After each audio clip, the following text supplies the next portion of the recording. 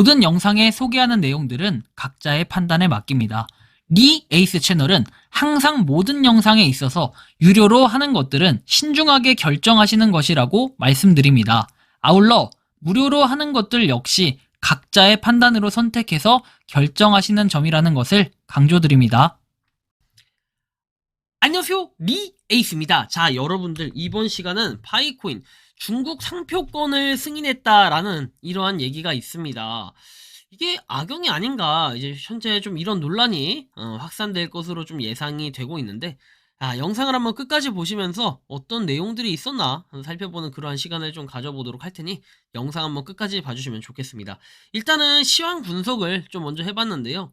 자, 보시면 SEC는 유동성 공급에 중요한 역할을 하는 시장 참여자가 연방증권법을 준수하고 자산 5천만 달러 미만의 시장 참여자를 제외하고 암호화폐를 포함하도록 하는 규칙을 채택하도록 의결을 했고, 이 규칙은 탈중앙금융에도 영향을 미칠 것이다 라는 이런 얘기가 있어서 앞으로 뭔가 코인 시장에 또 변화가 있을 것으로 예상이 됩니다.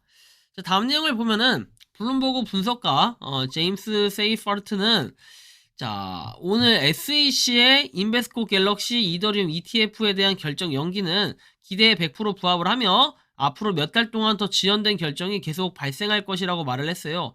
현재 이더리움 현물 ETF의 중요한 날짜는 5월 23일이라고 이렇게 나와 있는데 5월 23일 5월 23일이면 언제죠? 아무튼 굉장히 중요한 날이래요. 5월 23일.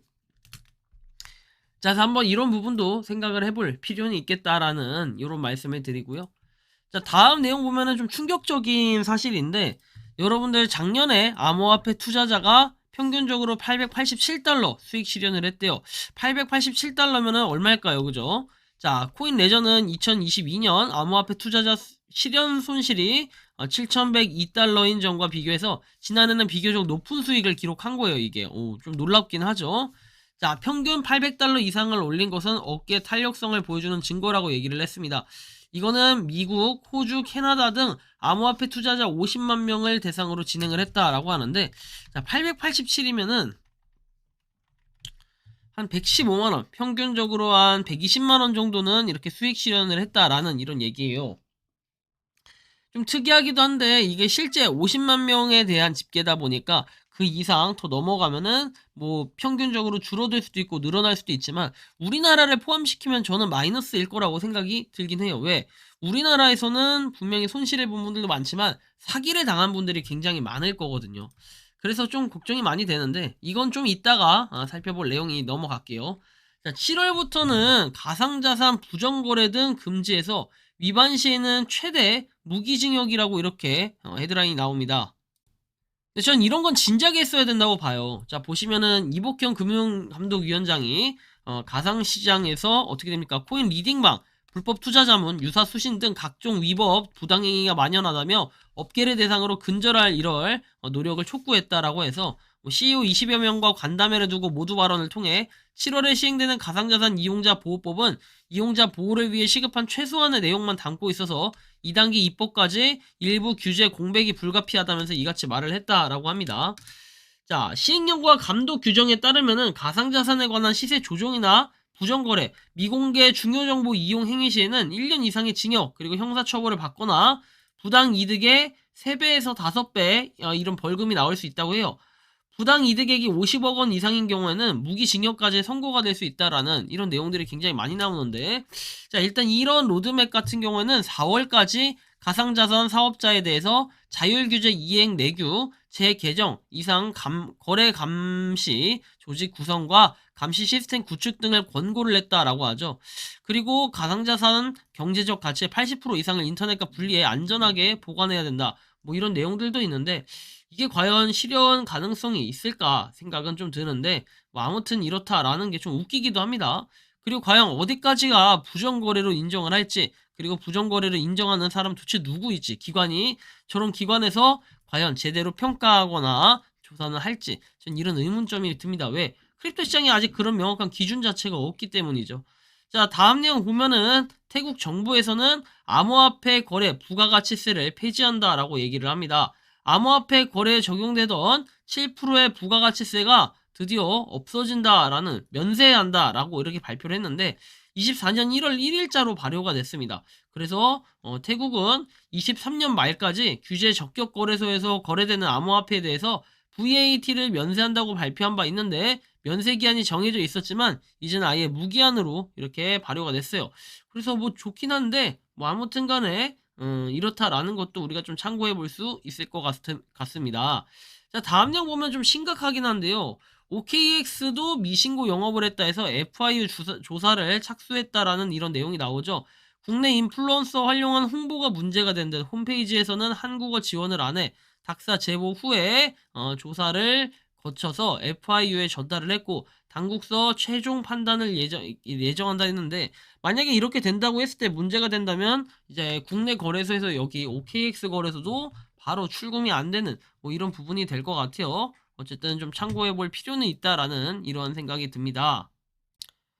자, 홍콩의 상공회의소에서는 예산 제한에서 위안화, 스테이블 코인 발행을 요구했다라고 하는데 참 이런 것들 보면은 그래도 코인 시장이 어느 정도 돌아가긴 하니까 저런 또 새로운 사업도 하고 그런 거 아니겠습니까? 하여튼 특이점은 굉장히 많아요.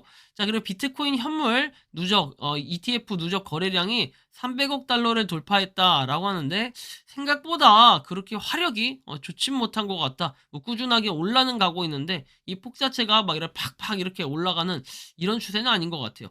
상당히 또 이런 부분에 의문이 생기기 마련인 것 같아요. 그쵸? 자, 다음 내용 보면은 코인포스트에 따르면 일본 금융청은 유한회사 다오 회원 권리 토큰의 일반 LLC 회원 권리와 동일한 대우를 제공하는 것을 목표로 해서 금융상품거래법 제2조 정의에 대한 개정안을 발표를 했어요. 이 법안은 토큰화된 LLC의 직원 권리에 대한 규제를 완화하고 다오 운영을 최소화할 것으로 이렇게 간소화할 것, 최소화가 아니라 간소화할 것으로 예상된다라는 이런 부분이니까 참고로 한번 해보시면 좋겠고, 자, 다음 내용 보면은 현물 비트코인 ETF가 보다 정상적인 거래에 안착함에 따라서 이 거래량 면에서 우위를 잃었습니다. GBTC가. 그쵸? GBTC 좀 떨어졌죠?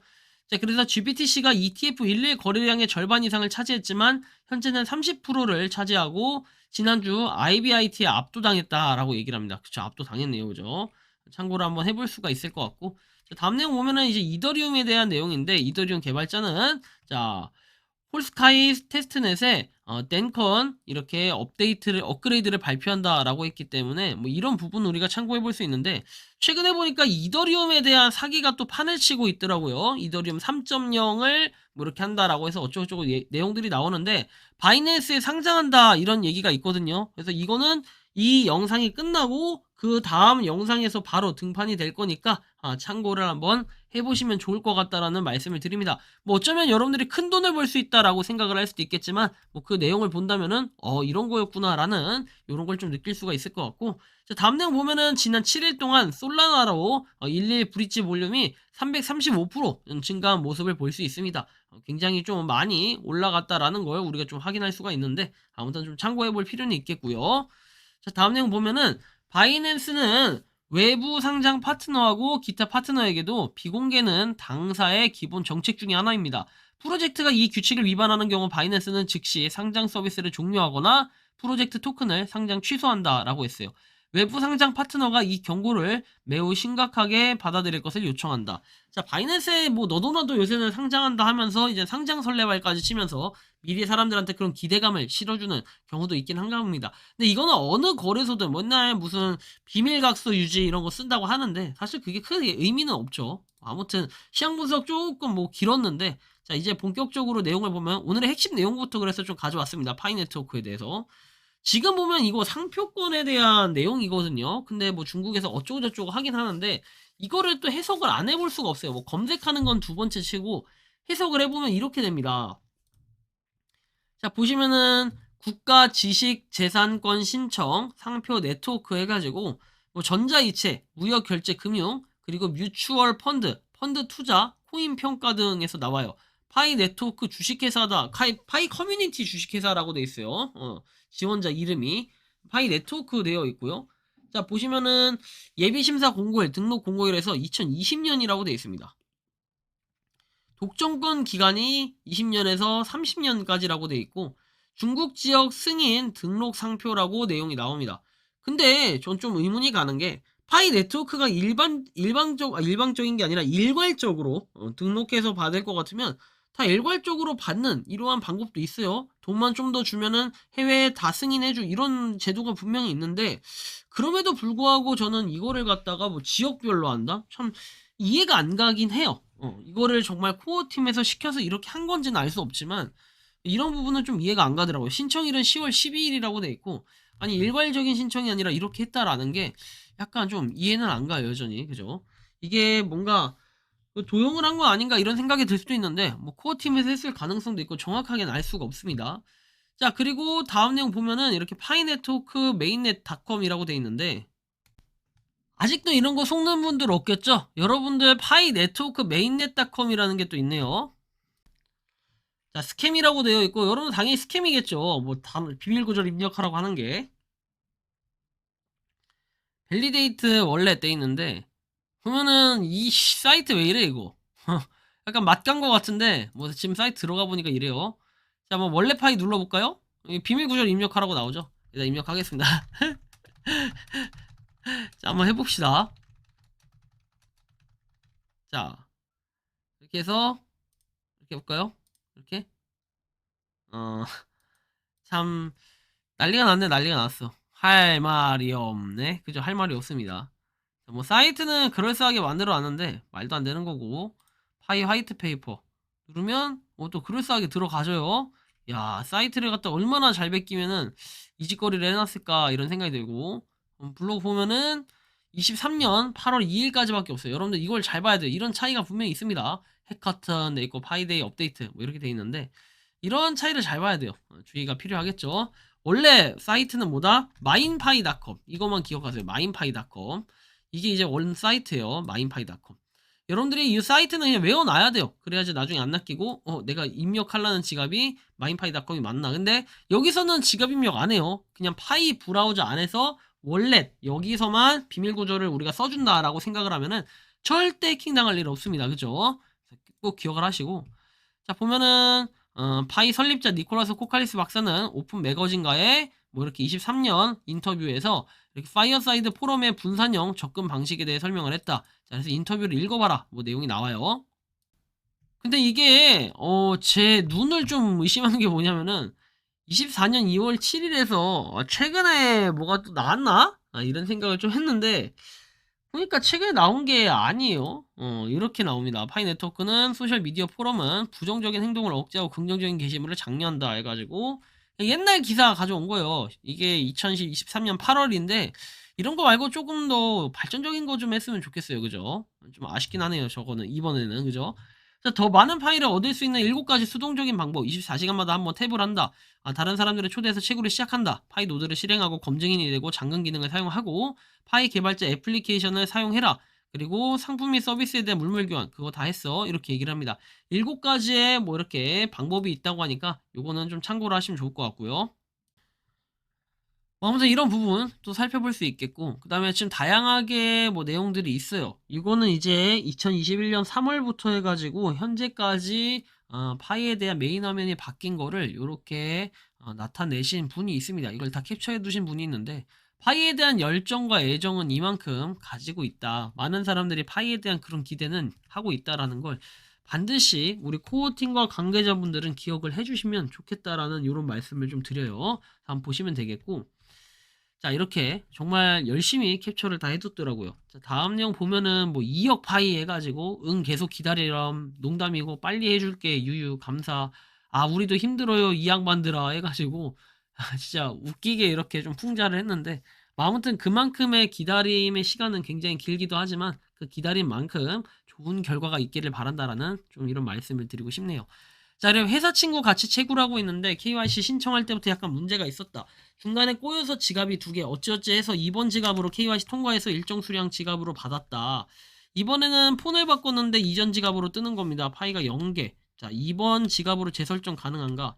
체크리스트를 가지고 3번과 7번을 이렇게 건들면 됩니다. 제가 이렇게 간단하게 설명해 드리는 이유는 충분히 이분은 방법을 알고 있어요. 이미 이전 지갑과 이후 지갑을 건드렸기 때문에 다시 체크리스트에서 3번, 7번을 건들면 된다라는 이 정도까지 얘기하면 충분히 알아들으실 거라고 생각을 합니다. 참고로 한번 해보시면 좋겠고요. 자, 다음 내용 보면은 솔라나 서버가 다운되었는데 가격은 조금만 떨어지고 서버 다운 전이나 많이 차이가 나지 않는 이유가 파이어댄스 개발로 인해서 미래에는 다운되지 않고 더 빠르게 많이 처리할 수 있다는 기대감으로 가격이 유지 중입니다. 솔라나 13만원 유지 중. 파이어댄스가 안정적으로 정착되면 가격은 기대감에서 더 오를 거다. 그럼 파이는 스텔라 소로반이 완성되고 스텔라 프로토콜 19 레이어에 2에 채택이 되면은 119만 개의 건이 처리될 예정이다. 근데 이거를 과연 어디서 자꾸 정보를 가져오는 건지 119만 건이 체결이 된다? 약간 물음표스럽긴 한데 뭐 하여튼 이런 부분도 있네요. 이해는 안 가요.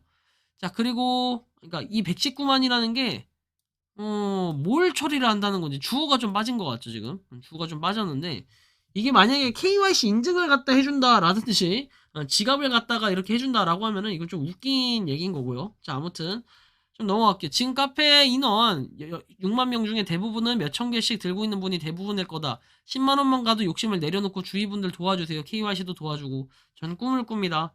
아무튼 파이팅 했으면 좋겠어요. 그죠?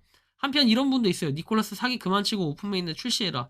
이 사기 오래 지나면 좀 이런 게 저 말이 좀 통할 수도 있겠는데 아무튼 간에 이번 시간은 파이코인의 또 다양한 이런저런 얘기를 좀 해봤고 중국의 상표권에 대해서 잠깐 언급을 해봤는데 아무튼 여러분들이 생각하는 이런 파이코인은 어떠신지 자유롭게 여러분들의 의견을 댓글로 남겨주시면 좋겠다라는 말씀 드리면서 이번 영상은 여기서 마치는 걸로 하겠습니다. 도움이 되셨다면 구독과 좋아요 알림 설정 부탁드리겠습니다. 리 에이스였습니다. 감사합니다. 평소에 궁금하셨지만 내가 시도해보기 어렵거나 시간 낭비하고 싶진 않고 새로운 제보를 해주실 분들께서는 아래의 주소로 메일을 보내주시면 제가 해결해드리겠습니다. 단톡방은 유튜브 검색창에 소통창구를 개설했습니다를 검색해주셔서 확인하시면 됩니다. 아울러 채널 멤버십 가입 시 다양한 혜택을 누리실 수 있으니 참고해주시기 바랍니다. 시청해주셔서 감사합니다.